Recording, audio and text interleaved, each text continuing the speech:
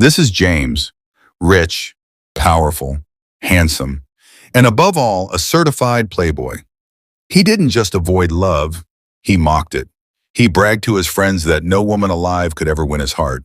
And many tried, the rich, the stunning, the smart, the submissive. Yet none succeeded. Until one day, the unthinkable happened. James, the man who didn't believe in love, would fall not for a celebrity, not for a billionaire's daughter, but for a homeless girl with nothing but a broken past. How? How did a girl with no shoes capture the heart of a man with everything? Well, sit back, relax, and grab your popcorn. Because what you're about to witness is not just a love story, it's a story of redemption, humility, and a love that broke every rule. And if you're just tuning into this channel, don't forget to hit that subscribe button and give this video a thumbs up so you never miss the powerful stories we bring your way. Let's get into it.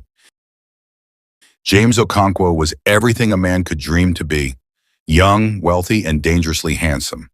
From owning oil companies to having real estate across continents, James was one of the most influential billionaires in the country.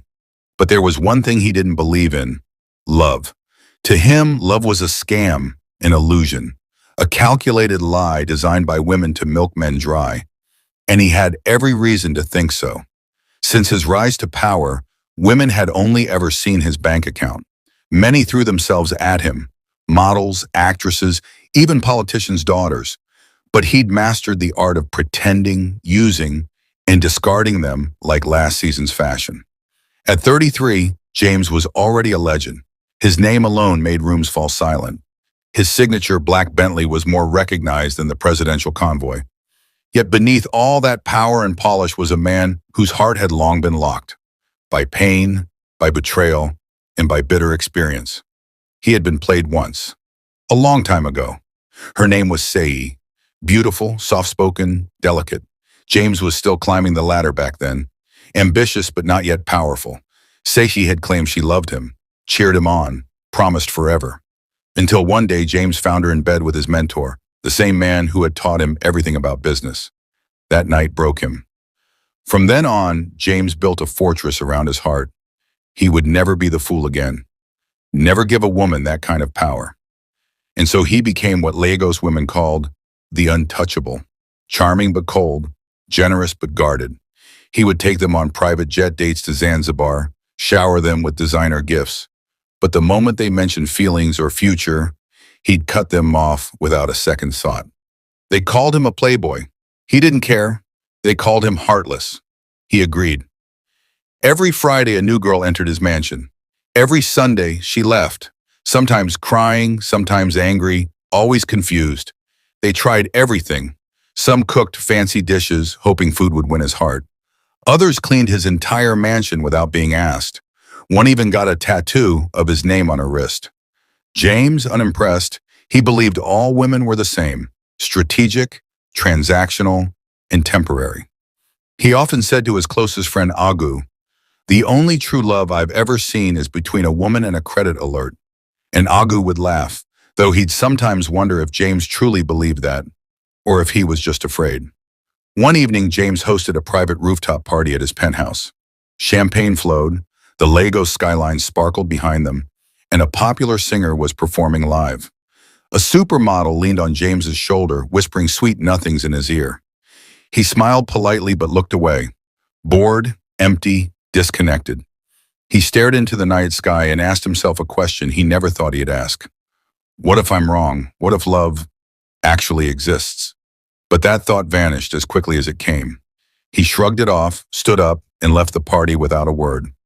By the next morning, he was back in his black suit, black sunglasses, and signature no-nonsense mood, headed to yet another boardroom to sign yet another multi-million-dollar deal.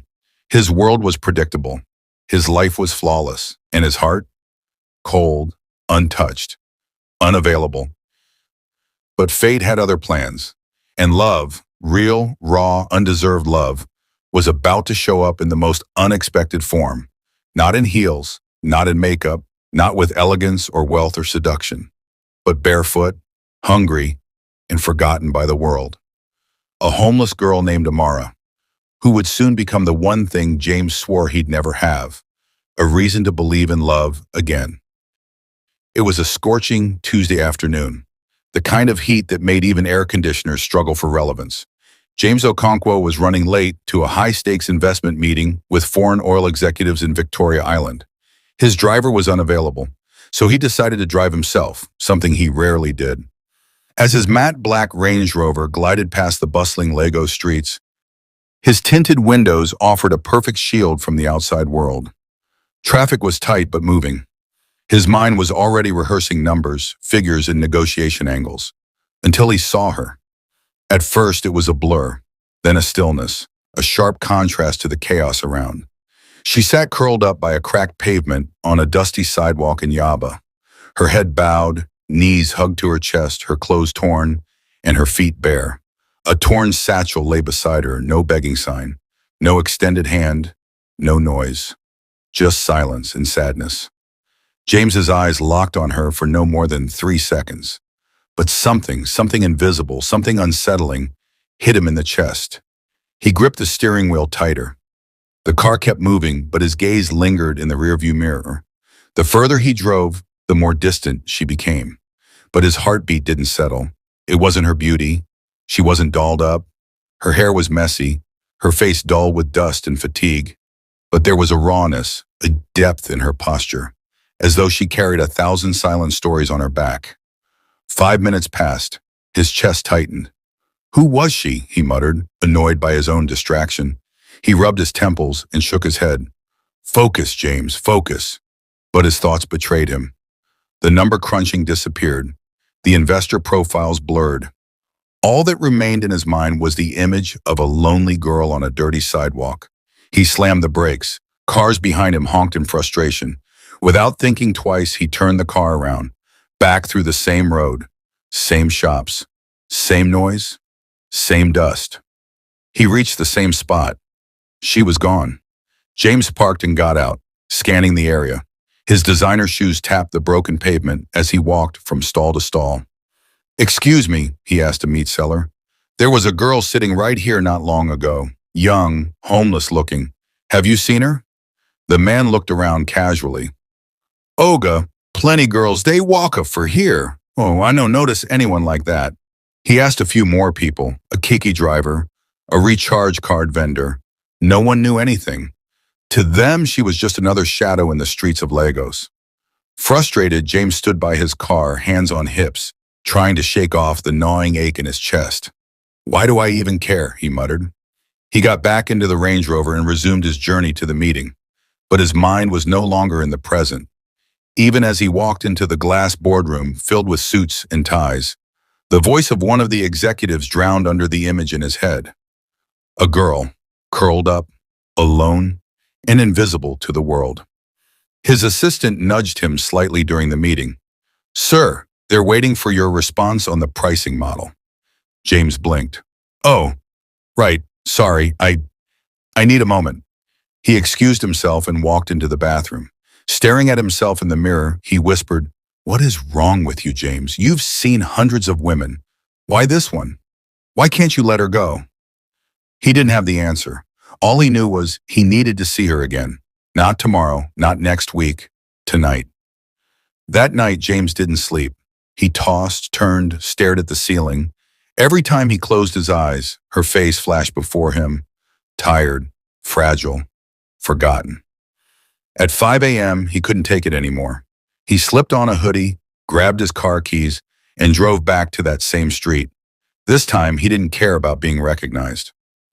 He parked across the road and waited. Minutes passed, then an hour, then 2. Just as he was about to give up, he saw her. She walked slowly down the street, arms folded tight against her chest, eyes downcast. Same satchel, same clothes. James's heart skipped. He stepped out of his car and walked toward her, slowly, cautiously. "Hey," he said gently. She froze. He took a step closer.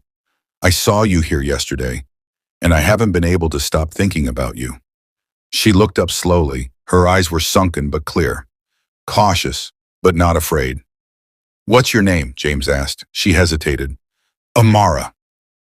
"Amara," she repeated. her voice barely above a whisper. James stood still. For a moment he forgot who he was, forgot the suit, the cars, the headlines, the power. In front of him wasn't just a homeless girl. There was something about her voice, her posture, her restraint that made her feel different. She hugged herself tighter as if bracing for judgment. "I don't want trouble," she said softly. "You're not in trouble," James replied, stepping back to give her space. I wanted to talk.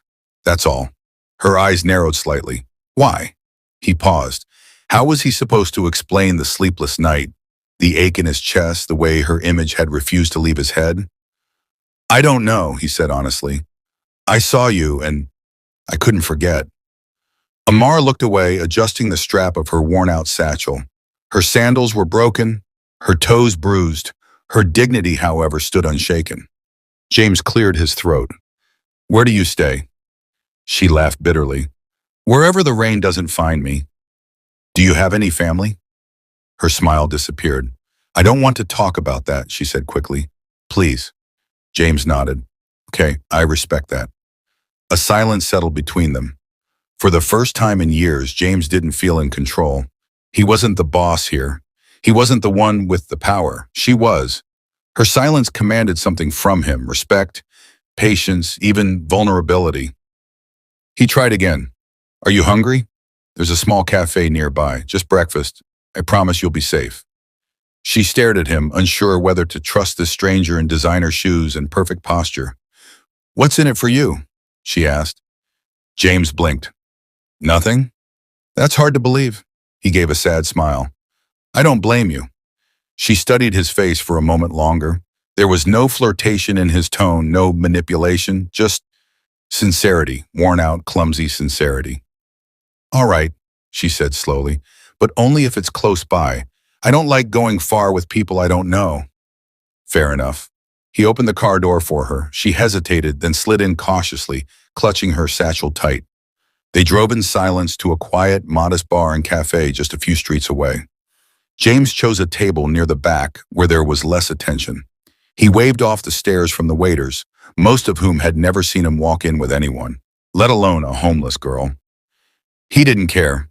The waitress approached. James ordered tea and bread for both of them. Amara sat stiffly, her eyes darting around the room like a soldier behind enemy lines. When the tea came, she took a small sip and immediately looked up at him. "Why are you doing this?" she asked. He looked at her, genuinely searching for the answer within himself. "I honestly don't know. I feel like I was meant to." She didn't respond. After a long pause, she whispered, "Do you own this cafe or something?" He chuckled. "No, just a customer today." She looked at him suspiciously. "You dress like someone who owns half the city." James smiled and looked down.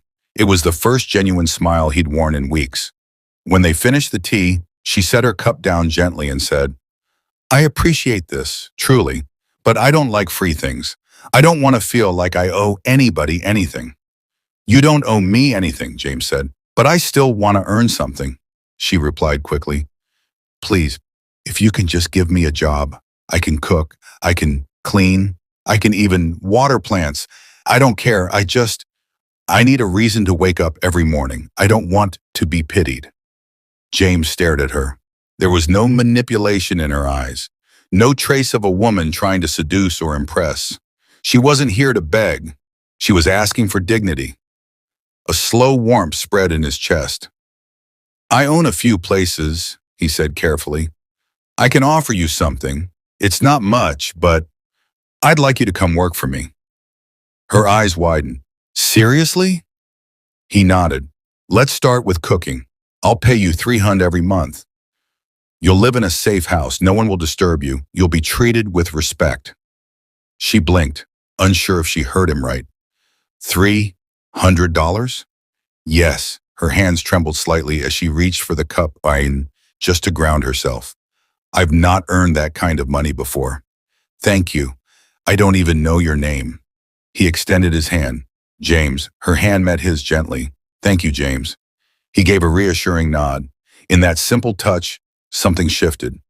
Neither of them realized it yet, but the cold billionaire and the homeless girl had just stepped into each other's worlds. and nothing would ever be the same again. James didn't take Amara to his main mansion in Banana Island. That place was too exposed, too loud.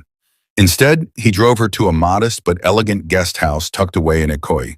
Security was tight, but the home itself was quiet, clean, and fully furnished. As the Range Rover pulled into the compound, Amara stared in disbelief. The house was bigger than any building she'd entered in years. "This place is huge," she muttered, her fingers wrapped around her tattered satchel. James smiled. "You'll get used to it." A middle-aged woman named Clara, the property caretaker, came out and greeted them with a slight bow. "Good evening, sir." "Clara, meet Amara," James said. "She'll be staying here and working as my personal cook. Please make sure she gets everything she needs." Clara nodded with a warm smile. "Welcome, my dear." Amara stood frozen at the doorstep, uncertain whether to step in with her dust-covered slippers. James noticed. "You can come in," he said gently. "This is your home now." The words hit Amara like a wave. She hadn't heard the word home used for her in years. Inside, Clara showed her around. A well-equipped kitchen, 2 guest rooms, and a small balcony with a view of the garden. Amara stood in the kitchen for a long time, running her hands over the clean marble counter like it was a dream. "I'll cook something for you now," she said suddenly. James raised a brow. "Are you sure? You've barely rested." "I've been resting for months, sir. I want to earn this." He nodded. "Okay then, surprise me." She smiled, barely, but enough to soften the room, and got to work. Within an hour, the aroma of seasoned tomato stew filled the house. The scent of jollof rice, fried plantain, and grilled fish made James step out of the study and glance toward the kitchen. "You did all this already?" Amara was plating the food with care. "Yes, I hope it's okay." James sat at the small dining table and took his first bite. He paused, then another, then slowly leaned back in his chair, surprised. "This is incredible," he said, chewing slowly. Amara smiled. "I'm glad." "I've eaten in 5-star restaurants all over the world," James said. "But this tastes like home, like something my mother would have made." Amara blinked. "That's the best compliment anyone's ever given me." From that moment, her role as the cook was sealed. But she became so much more. She didn't just prepare meals, she organized the spice rack alphabetically. She polished the cutlery until they reflected like mirrors. She cleaned the house top to bottom without being asked. She even sewed a small tear on one of James's expensive curtains, quietly, without fuss. James began to notice the little things. How she greeted him in the morning with her eyes, not just her mouth. How she sang softly to herself while sweeping. How she never touched anything that didn't belong to her. No curiosity, no greed. And unlike the many women who had tried so hard to impress him before, Amara wasn't trying at all. That's what made it dangerous. One evening, James came home late from a long day of board meetings. He was tired, mentally drained, and irritable. But the moment he stepped into the house, the smell of egusi soup filled his senses. Amara appeared in the hallway holding a tray. "I thought you might be hungry," she said quietly. He stared at her.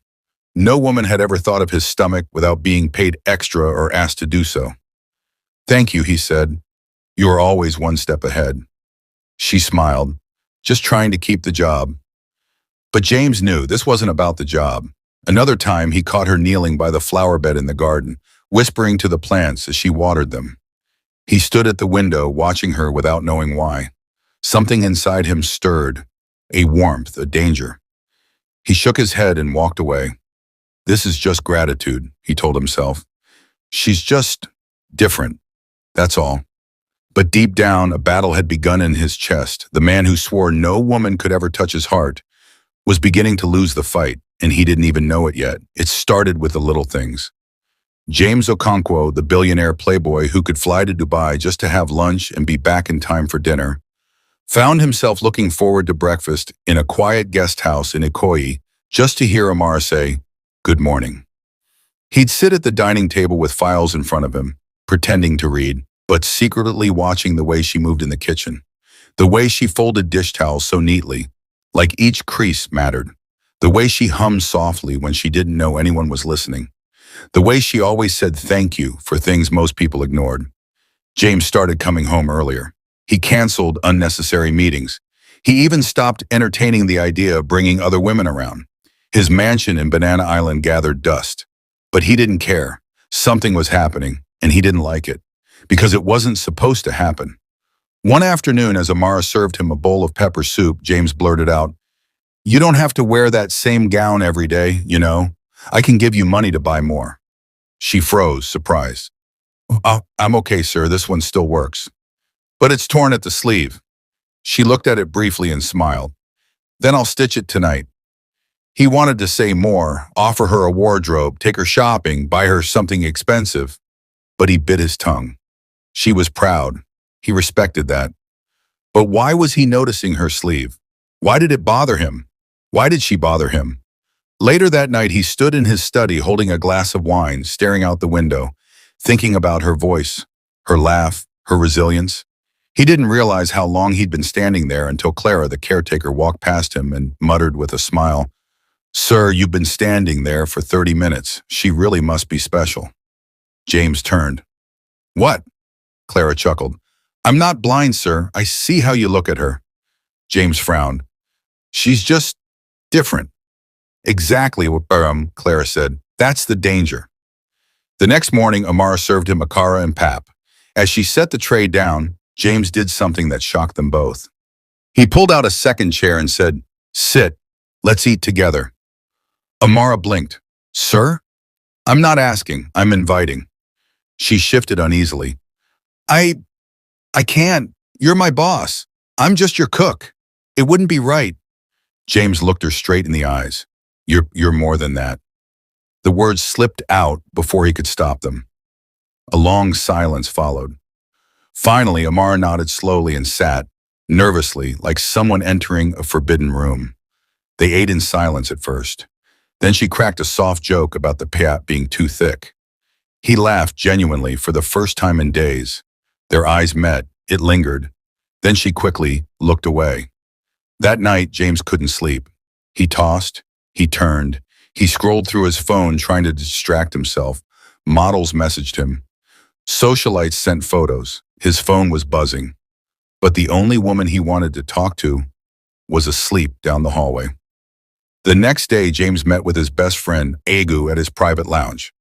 Agu, a rugged businessman with a sharp tongue and a soft heart, sipped from his drink and listened as James finally confessed. "Bro, I think I'm falling for her," James said. Agu nearly choked. "Wait, what?" "I don't know how or when it started, but it's there, and it's real." Agu stared at him. "You mean Amara, the cook?" James nodded slowly. "Yes." Agu laughed loud and hard. "This life is sweet."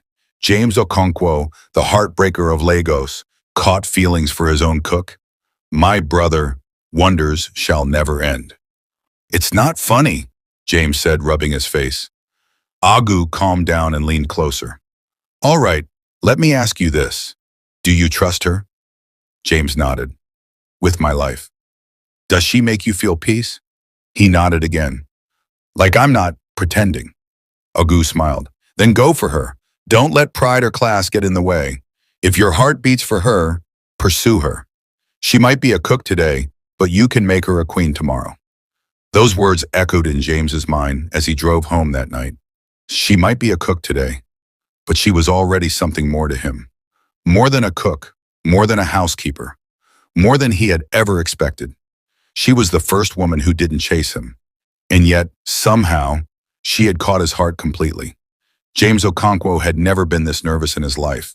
And that said a lot for a man who once negotiated a $120 million oil deal in front of 17 foreign investors without blinking.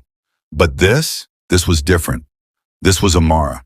He paced the length of his bedroom, holding a small velvet box in his hand. Inside it sat a sparkling diamond ring, custom-made, elegant but simple. Not too flashy, though, just like her. He had spent the past week battling with himself. Every time he saw her in the kitchen, every time he passed her in the hallway, he knew. And now he was in love, and not the kind of love you fake for social media or hide behind wealth. This was real. raw, vulnerable. The kind of love that made you want to protect someone more than you wanted to protect yourself. She had no idea what she meant to him now, but tonight he'd show her. Earlier that day, James had visited a quiet boutique in Lekki, a luxury designer showroom that usually only opened by appointment. He didn't tell them who the dress was for, only that he needed something special, something elegant, something unforgettable. They showed him 10 gowns. He picked the 11th, a long silk evening dress, royal blue, with subtle beadwork and a soft flow. When he held it up, he could already see Amara in it. He had the driver deliver it to the guest house with a simple note. "Wear this tonight. I want to show you something."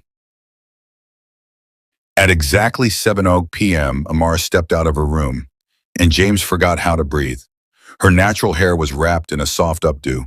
Her skin glowed like bronze under warm lights. And the gown, it didn't just fit, it embraced her. She looked like royalty, yet she stood there nervously, holding her hands together. "Sir, I don't think I should wear this. I don't feel like myself." James walked up to her slowly, his heart pounding. "You look like a dream." She looked down. Where are we going?" "Somewhere special," he replied. He opened the car door for her, and together they drove through the streets of Lagos until they arrived at a rooftop terrace overlooking the lagoon. Quiet, candlelit, and completely private. It was decorated in soft fairy lights, with petals scattered across the floor and a violinist playing in the corner. Amara gasped softly. "This place, it's beautiful." James looked at her. "So are you." They sat across from each other at a small round table. Waiters brought a quiet dinner of roasted chicken, mashed yam, and spicy sauce, Amara's favorite, though she didn't remember ever telling him that. As they ate, James barely touched his food. His eyes never left her face. Amara was nervous. Her heart was racing. She didn't understand what was happening, but somewhere deep in her, she knew this was no ordinary night. When dessert came, James stood up, walked around to her side, and gently reached for her hand. "Amara," he said. She looked up slowly. "I brought you here tonight because I need you to know something. I've been a man who didn't believe in love. I thought all women wanted was my wealth. I never trusted anyone. I never opened my heart." He paused. "Until you." Amara's eyes widened slightly. "You didn't try to impress me. You didn't even want anything from me. You just were yourself, honest, kind, strong. And because of that, you broke every wall I've built." He slowly dropped to one knee. Amara covered her mouth, tears forming in her eyes. "From the moment you came into my life, something changed." I laughed again. "I found peace, I found purpose, and I found love." He opened the box. "Amara, I don't care where you come from. I don't care what you've lost.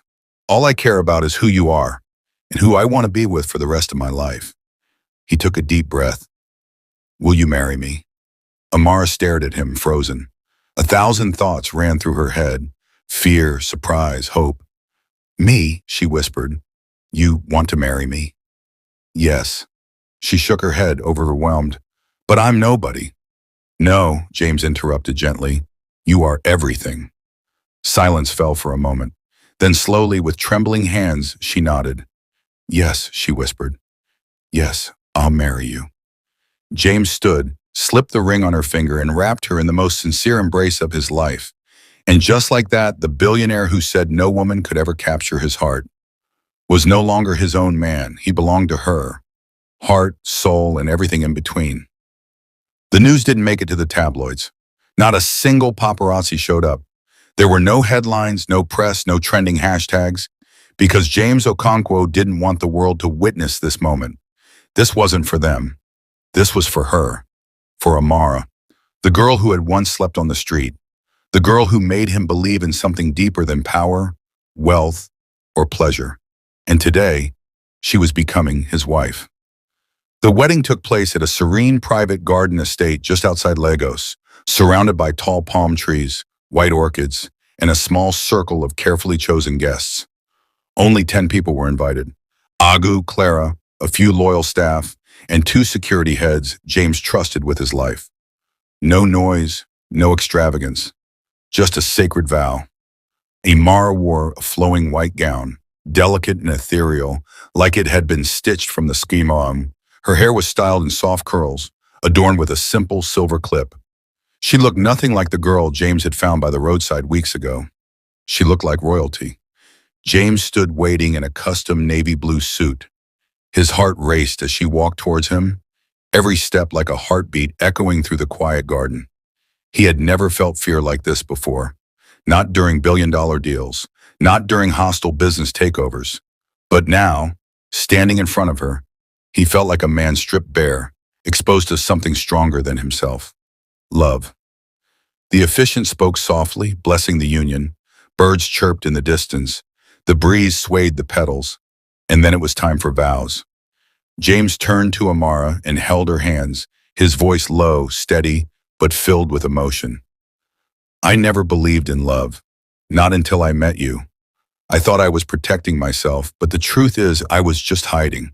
And then you walked into my life, not begging, not scheming, not chasing, just being you, and somehow that changed everything. He paused, swallowed.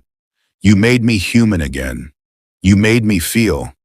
And now I stand here not as a billionaire, not as a man of influence, but as someone who is completely, helplessly in love with you. Tears slid down Amara's cheeks. James gently wiped them with his thumb. And I promise, with everything I have, with every resource, every breath, every ounce of strength, I will protect you. I will honor you. And I will fight for you. He looked her in the eyes. No matter what your past holds, no matter who tries to bring you down, you are my future, and I swear, on my name, on my legacy, on my soul, I will stand by you until my last day. Amara was weeping now, silently. She had never heard anyone speak about her like this, let alone to her. She placed her trembling hand on his chest. And I promise to love you with the heart of someone who's known pain, but still chooses joy. I promise to be your peace, to honor the trust you've given me, and to never take for granted the miracle that this moment is. They exchanged rings, and just like that, what the world would have called impossible became destiny. The reception was quiet, elegant, and soaked in laughter. Agu gave a funny speech about how he never thought James would fall for anyone, let alone his cook. Everyone laughed, even Amara, but James just kept staring at her. She was glowing, not just from the makeup or the lights, but from something deep inside. He saw freedom in her smile. He saw healing in her eyes, and it crushed him to know there was still so much of her story he didn't understand. That night, as they returned to the main house, James walked into their room and found Amara standing quietly by the window, still in her wedding gown. The moonlight wrapped around her like a veil. He walked up to her slowly. "What are you thinking about?" he asked. She didn't answer immediately. Then she turned to him, eyes serious. "You asked me once who I really was," she said quietly. "I think it's time I told you the truth." James's heart stilled. He nodded. "Tell me." Amara sat gently on the edge of the bed, holding his hand.